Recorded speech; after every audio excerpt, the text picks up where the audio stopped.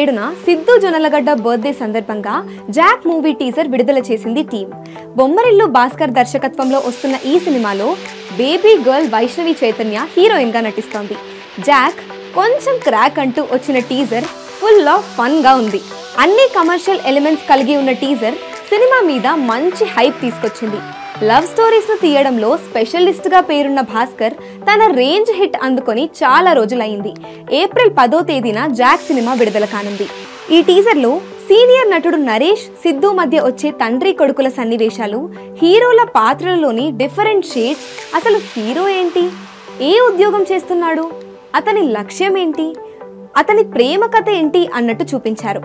Hero సినిమాలో ఏం పని చేస్తాడో అని ఆసక్తి నెలకొల్పేలా చేసింది టీజర్.